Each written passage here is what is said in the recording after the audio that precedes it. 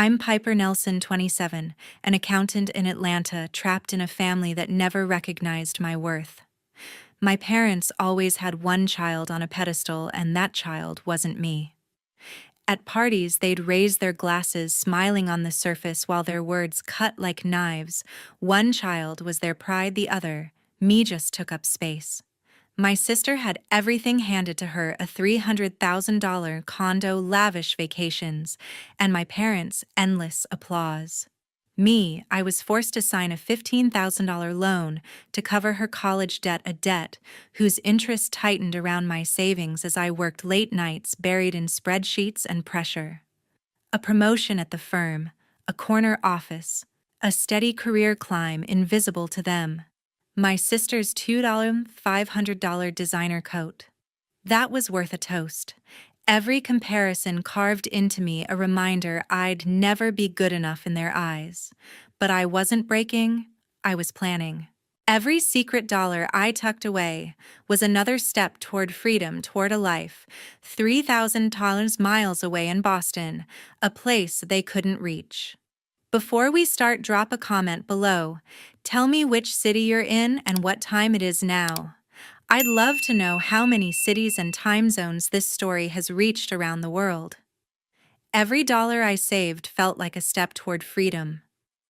I sat at the bank, pen in hand, signing a loan agreement to cover Tabitha's college debt. The banker's eyes flicked to me, questioning, but I didn't flinch. The $12,000 balance was hers, years of skipped classes and failed startups, but Mom and Dad insisted I help the family. My own finances were stretched thin, my modest apartment barely paid for, yet I was the one shouldering her mess. Every month, $450 came out of my paycheck, a chain tying me to their demands. I gritted my teeth, knowing they'd never ask Tabitha to repay me. Tabitha, now 30, strutted through Atlanta's high-end boutiques, dropping thousands on silk dresses and imported handbags. Her latest purchase, a $3,000 pair of heels, flashed across her social media, captioned, "Living my best life." Mom called her driven, Dad praised her ambition, as if my 60-hour workweeks meant nothing. They'd sit at dinner fawning over her reckless spending while I ate in silence, my contributions invisible. Her lifestyle wasn't ambition, it was a mirage built on my sacrifice. At the firm, I'd poured everything into my work. Last month, my manager called me into her office, a rare smile on her face. "Piper, you're getting a raise, and a senior accountant title," she said. I'd streamlined a client's tax filings, saving them millions, and the partners noticed. I walked out, chest swelling with pride, thinking maybe Mom and Dad would finally see me. I was wrong. I told them over coffee, expecting a nod, a word of praise. Dad snorted. "That's nice, but Tabitha's closing a deal for her boutique." Mom added, "She's going places, Piper. You should take notes." My stomach twisted, their words a slap. My achievement, my years of grinding, reduced to a footnote. That night, I overheard them on the phone with Tabitha, their voices warm with pride. "You're doing so well," Mom gushed. "We need Piper to step up like you. Step up." I was drowning in their expectations, forced to bankroll Tabitha's failures while they called her a star. Dad's voice cut through. "Piper needs to contribute more to this family. Contribute more." I'd given everything, my savings, my time, my pride. Their comparisons weren't just unfair, they were a betrayal. I sat on my couch, staring at the loan documents, my signature a mark of their control. I wasn't their fallback anymore. I opened my laptop, pulling up job listings in Boston.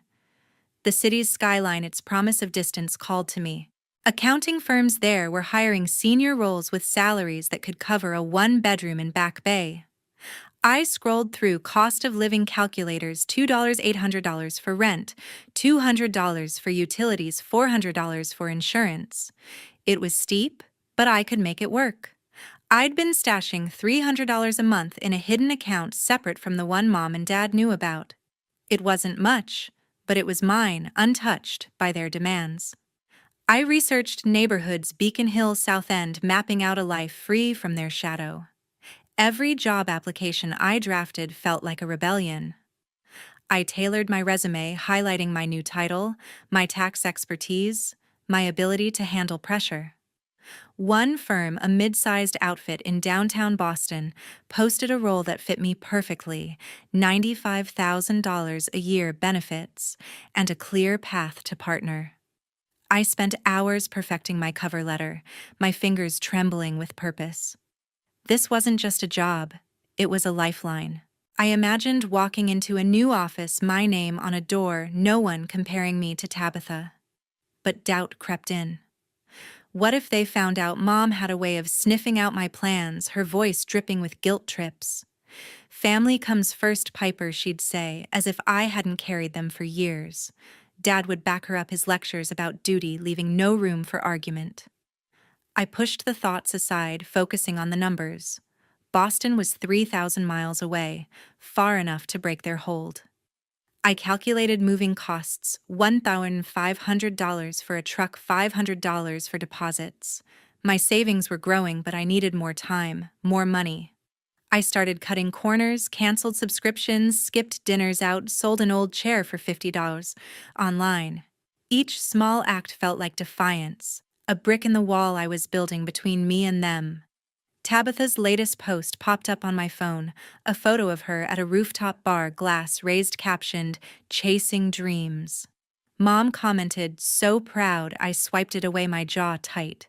Her dreams were my burden, but not for long. I contacted a Boston realtor asking about apartments. She sent listings: small studios, nothing fancy, but enough for a fresh start. I saved every email, every link in a folder labeled taxes to throw Mom off if she snooped. My plan was taking shape, each step a quiet promise to myself. I wasn't just running, I was rewriting my future. The firm called me for a phone interview. The hiring manager's voice was crisp, professional. "Your resume stands out, Piper," she said. "We're impressed with your tax work." For the first time in months, I felt seen. I hung up, heart racing, and added another $100 to my savings. Boston wasn't a dream, it was a deadline. I'd be ready when the time came. The clink of champagne glasses hit a brewing storm. I walked into my parents' 35th anniversary party, my heart pounding like a drum. The room buzzed with Atlanta's elite old friends, distant cousins, business associates, all gathered to celebrate Mom and Dad. I wore a simple black dress, understated, but it didn't matter. Eyes skipped over me, drawn to Tabitha's shimmering gown, her laughter cutting through the chatter. I stood near the edge of the crowd, gripping my glass, feeling like an outsider in my own family. Mark stood, his presence commanding, and raised his glass. To 35 years, he began, his voice warm, and to family. Barbara, seated beside him, smiled tightly, her eyes scanning the room. Then Mark's tone shifted, sharper now. "Some kids make you proud," he said, glancing at Tabitha. "Others just take up space." The words landed like a punch, and laughter rippled through the guests. Tabitha's smirk was instant, her eyes glinting with malice as she leaned back, savoring the moment. I felt the room shrink, their stares pinning me down, my face burning under the weight of their judgment. I could have crumbled. I could have stayed silent like always. But something snapped. I set my glass down, the sound sharp against the table. "Good thing I've got my own place."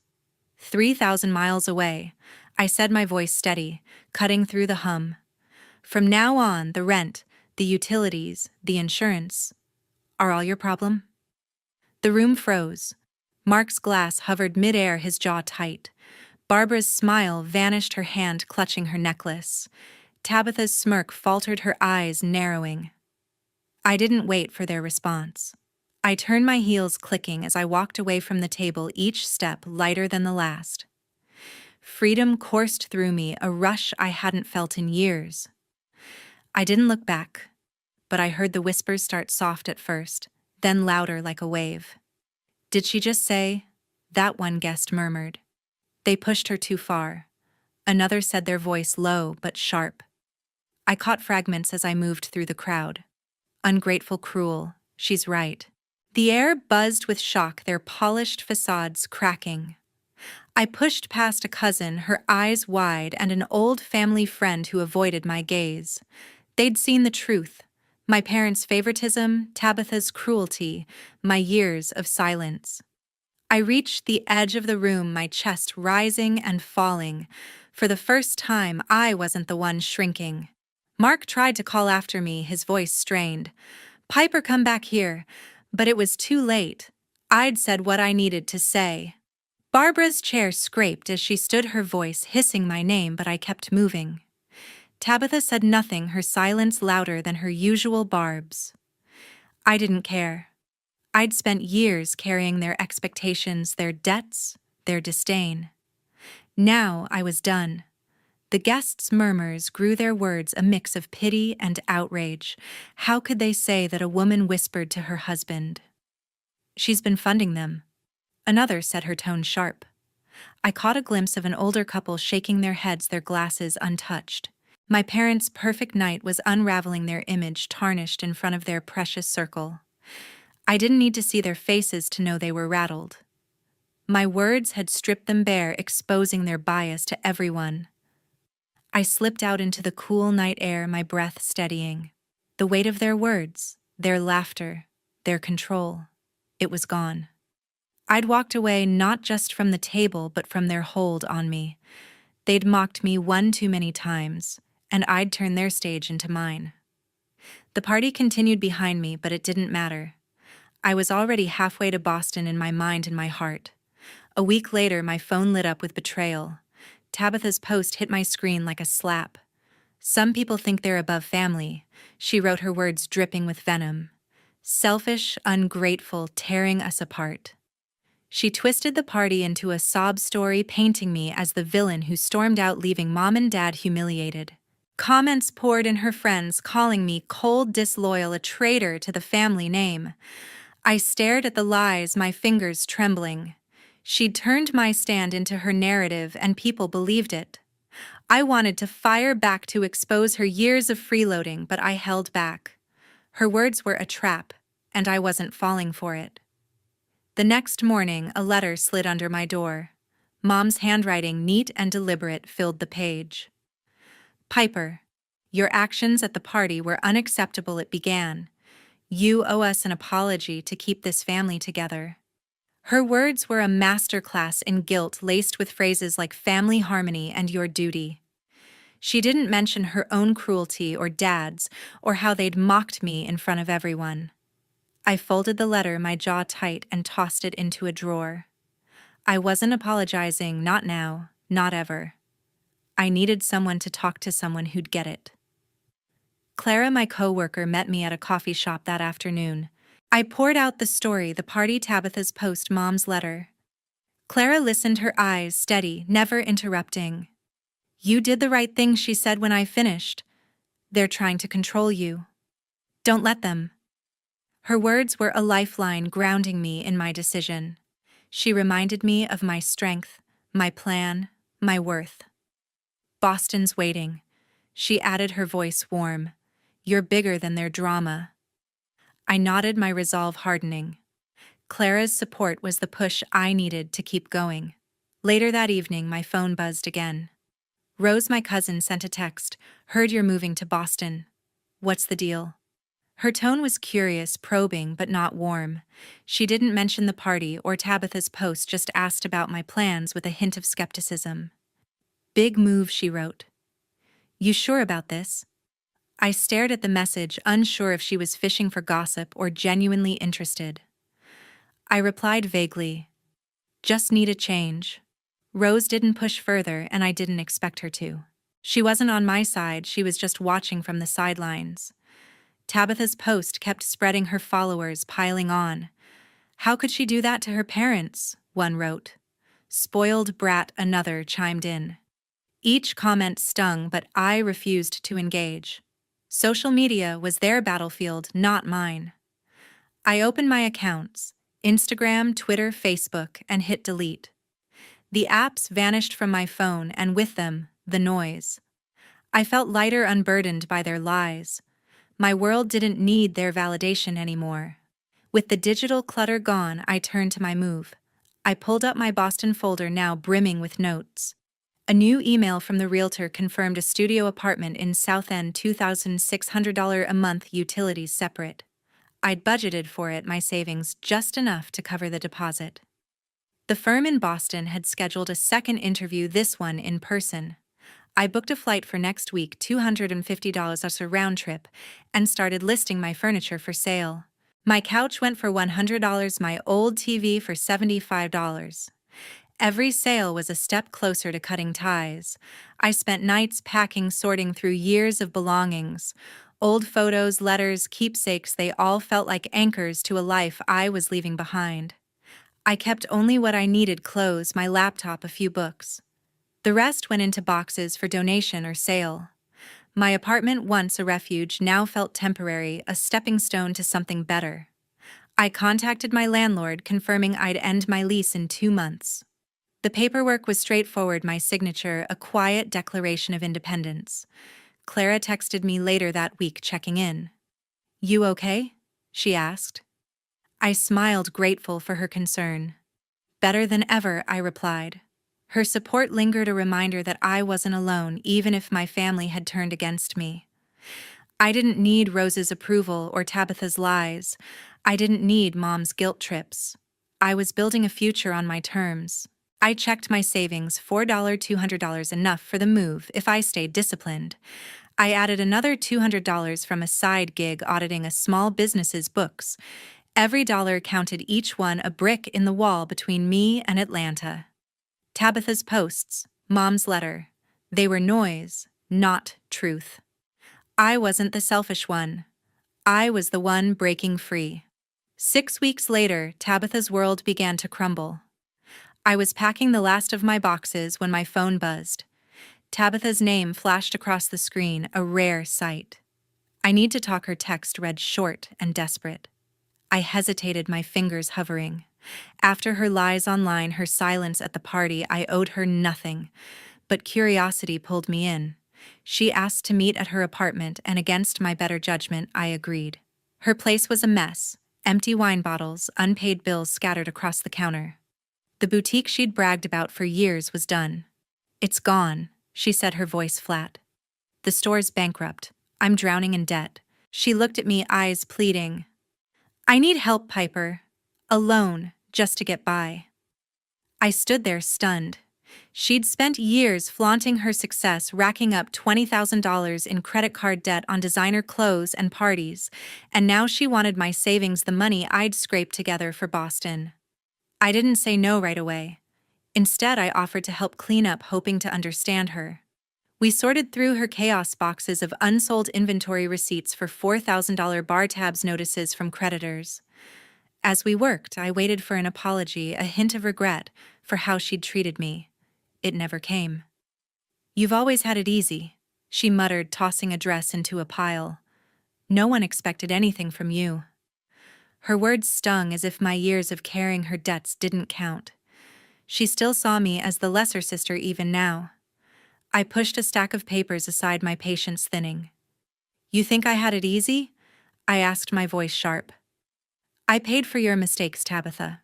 Years of loans, late nights while you played the star." She froze, her hands clutching a box. For the first time, her mask slipped. I was jealous, she admitted, her voice barely a whisper. "You always had your life together. Your job, your plans. I didn't know how to keep up." Her confession hit me hard, not because I pitied her, but because it was the first honest thing she'd ever said. But honesty wasn't enough.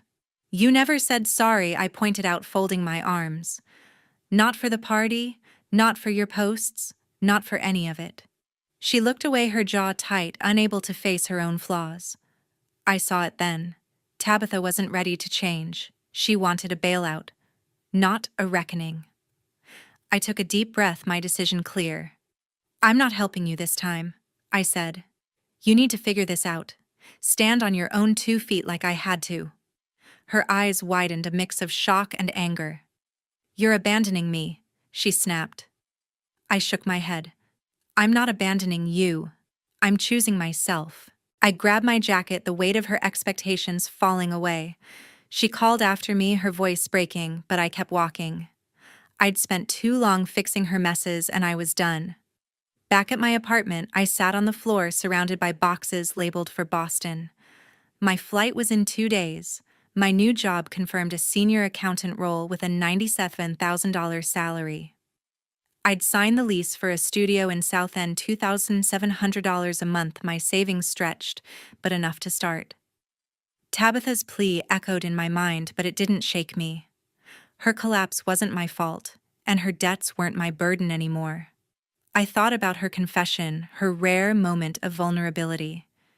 It didn't change who she was, someone who'd mocked me, leaned on me, then blamed me.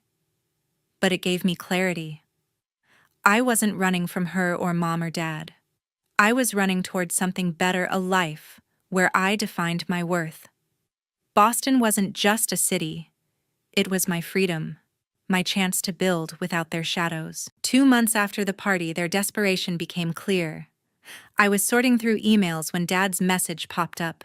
The subject line was blunt, "Your actions." His words were colder, accusing me of betraying family values. "You walked out on us," he wrote, disgracing our name in front of everyone. He didn't mention his own words at the party, how he'd called me a burden. Instead, he demanded I make amends, as if my stand was the problem. I read it once, my stomach tight, then deleted it. His guilt trips couldn't reach me anymore. Days later, a knock at my door broke the quiet. Mom stood there, her face pale, eyes red. "Piper, we need to fix this," she said, her voice trembling. "Come back, please. We can heal as a family." Her plea was raw, but it reeked of control, not love. She didn't apologize for their mockery, their years of favoritism. I stood firm, my hand on the doorframe. "There's nothing to fix," I said, my tone even. "I'm done carrying your expectations." She gasped, stepping back, but I closed the door. Her tears didn't sway me, they were too late. That same week, my phone lit up with better news. An email from the Boston firm confirmed my offer, senior accountant, $98,000 a year, with benefits and a signing bonus. I stared at the screen, my heart racing. This was it, the key to my new life. I accepted immediately, my fingers steady as I typed my response. Boston wasn't just a plan anymore. It was real, and I was ready. Clara stepped in like a lifeline. She met me at my apartment, her laptop open, ready to polish my paperwork. "Let's make this airtight," she said, her voice warm but focused. We reviewed my resume, tweaking details to highlight my new role's demands, complex audits, client management. She helped me draft a relocation timeline, flight booked for next week, $280 one way. Movers hired for $1, $200. Clara's practicality grounded me, her encouragement a quiet strength. "You're going to kill it up there," she said, smiling. I nodded, grateful for her belief in me. I turned to my apartment, now half empty. I sold my dining table for $150, my bed frame for $200. Each sale chipped away at my old life, the money funneling into my Boston fund, now at $5,000. I listed my last items online, a lamp for $40, a rug for $80. Buyers came and went, their cash stacking up in my account. I met with my landlord, signing the final lease termination papers. "You're really doing this," he said, almost impressed. I smiled, handing over the keys. "I've been ready for a while," I replied. Clara came by again, bringing coffee and a checklist. We mapped out my first week in Boston: apartment move-in, utility setup, office orientation. She suggested a budget for the first month, $2,900 for rent and utilities, $500 for groceries and transit. Her advice was meticulous, every detail thought through. "Don't let them pull you back," she warned, her tone firm. I promised I wouldn't. Their drama, Dad's email, Mom's visit, felt like echoes from a life I was leaving behind. I packed my final box, mostly clothes and essentials. My laptop, now my most valuable possession, held my job offer, my lease, my future. I donated old books and kitchenware, keeping only what fit in 2 suitcases. The process was methodical, each choice deliberate. I wasn't just moving, I was shedding years of their weight. Dad's accusations, Mom's pleas, they were noise, not truth. The night before my flight, I walked through my empty apartment. The walls were bare, the space no longer mine. I felt no nostalgia, only relief. I'd spent years tethered to their demands, their judgments. Now I was cutting the last strings. Clara texted, checking in. "You good for tomorrow?" I replied. "Better than good." Her support, her help with the details had made this real. I boarded the plane the next morning, my suitcases stowed, my savings secure. Boston waited 3,000 miles away, a city where I'd define myself. Dad and Mom could keep their values, their version of family. I was building my own one where I wasn't second best. As the plane climbed, I looked out the window, Atlanta shrinking below. I wasn't running, I was arriving. The morning I left Atlanta, the air felt lighter. I stepped into my Boston studio, the keys jingling in my hand. The space was small, but mine, bare walls, a single window overlooking South End's brick-lined streets. My first day at the firm was a whirlwind, meeting colleagues, setting up my desk, diving into client files. My $98,000 salary felt like a promise, kept each paycheck a step toward independence. I walked home that evening, the crisp air sharp against my skin, and smiled. This was my life now, built on my terms. Back in Atlanta, Tabitha's world had collapsed. She sold her condo, the one she'd flaunted as a symbol of success, to cover her debts. Now she was back under Mom and Dad's roof, her designer dresses traded for a guest room. Her boutique's failure had spread through the city's gossip circles, her once glamorous life reduced to whispers of bankruptcy. I didn't gloat, I just felt free. Her downfall wasn't my victory, but it was proof that her facade couldn't last. Dad and Mom faced their own reckoning. Word of their favoritism, their cruel words at the party, had leaked beyond their circle. Old friends distanced themselves, their invitations to galas and dinners drying up. Their reputation, once polished by years of charm, was tarnished. I heard through a mutual acquaintance that Dad's business partners questioned his judgment, while Mom's charity board whispered about her unfairness. They'd built their image on control, but it was crumbling under the truth. My phone rang one evening, Mom's number flashing. Her voice was shaky, pleading for me to talk, to return, to make things right. I listened for a moment, her words a faint echo of her visit to my apartment. Then I ended the call and blocked her number. I did the same with Dad's. Their voices, their demands had no place here. I'd given them years of my loyalty, my money, my silence. Now I was done. Boston became my sanctuary. I spent weekends exploring coffee shops and Beacon Hill bookstores along Newberry Street. My work consumed my days, but it was work I loved, challenging me in ways Atlanta never did. I lived within my means, budgeting carefully for rent and groceries, but every choice felt like mine alone. No one compared me to anyone else. No one asked me to carry their burdens. For the first time, I was living true to my values: hard work, honesty, independence.